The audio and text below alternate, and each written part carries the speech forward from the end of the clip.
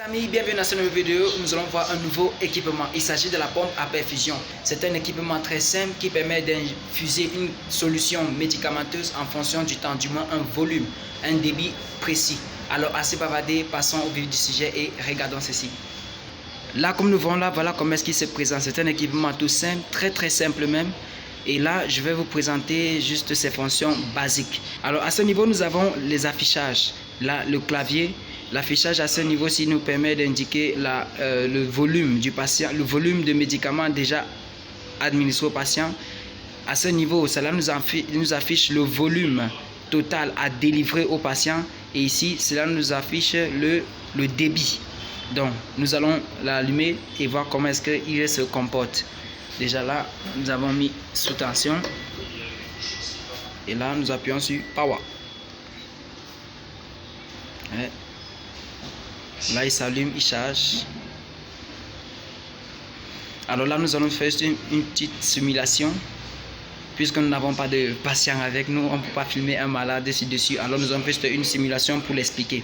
Alors comme je le disais tantôt, à ce niveau-ci, nous avons le flow, c'est-à-dire le flow rate. C'est le débit à administrer au patient. Et il est réglable. Il suffit juste d'appuyer sur le bouton Select. Et là, on peut augmenter ou diminuer le débit à administrer au patient. Et une fois le débit réglé, on appuie encore toujours sur Select. Ouais, on appuie sur Select. Voilà, comme nous voyons, ceci nous permet de pouvoir régler le volume total à administrer au patient. Ça veut dire ici nous avons toute une poche de perfusion à administrer. Si c'est une poche de 500 ml, alors on va indiquer là 500 ml. Si c'est au-delà, il suffit simplement de l'augmenter ou de le diminuer.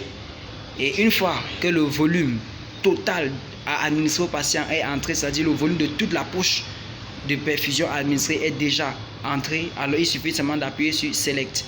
Et une fois qu'on appuie sur Select, c'est bon. En haut, c'est une valeur qu'on ne peut pas du tout le modifier. En fait, il nous indique la quantité de solution qui est déjà administrée au patient. En conditions réelles, il se réinitialiserait. Et là, on appuie tout simplement sur Start. Mais là, il nous dit il y a de lait dans le circuit, tout simplement pourquoi? Parce qu'il n'y a pas de poche il n'y a pas de poche de solution, il n'y a pas de poche de perfusion à administrer. C'est pourquoi il indique qu'il y a de l'air, ce qui est très normal. Donc là, nous allons voir tout simplement à l'intérieur comment est-ce qu'il fait pour fonctionner. Nous allons ouvrir ce capot. Très bien. Nous allons ouvrir. Voilà. Là, il est ouvert et à l'intérieur, voici comment est-ce qu'il se présente. À ce niveau, la tuyauterie de la solution à perfuser vient tout simplement entrer là. Et elle vient au niveau des galets. À ce niveau, nous avons des galets. Alors, comment est-ce que le débit est fait pour pouvoir être administré chez le patient? Ce galet va écraser la tubulure. Comme nous voyons à ce niveau, la tubulure va se tenir entre le galet et la paroi que nous voyons là. Et elle sera plus ou moins écrasée. Et en fonction de cet écrasement, elle pourra délivrer le débit préréglé à ce niveau. Et lorsque l'appareil fonctionne normalement, nous avons les voyants à ce niveau ne sont pas rouges, elles sont vertes pour indiquer que justement la solution est en train d'être débitée chez le patient. Il y a également des alarmes de protection, de sécurité qui sont incorporées à l'intérieur, comme actuellement en cas d'air, comme là maintenant, elle se dit qu'il y a de l'air tout simplement parce qu'il n'y a pas du tout de solution, du moins la tubulure n'y est pas présente.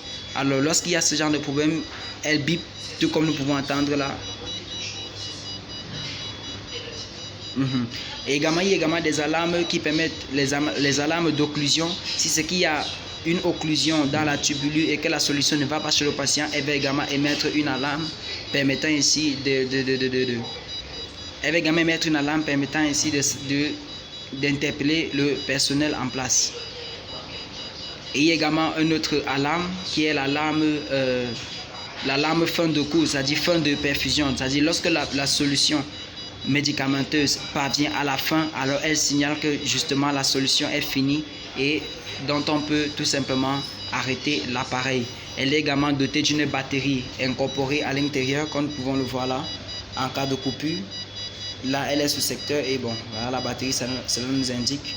Là, c'est simplement son clavier et son affichage. Simple, très simple d'utilisation, une très belle machine, très belle. Les amis, parvenus au thème de cette vidéo, j'espère qu'elle vous aura plu, ce nouvel équipement que nous venons de voir, la pompe à perfusion. Alors, si vous avez des questions, mettez-les en commentaire, abonne-toi à la chaîne, partage la vidéo, like la vidéo et à nous revoir la prochaine pour une prochaine vidéo. Bye!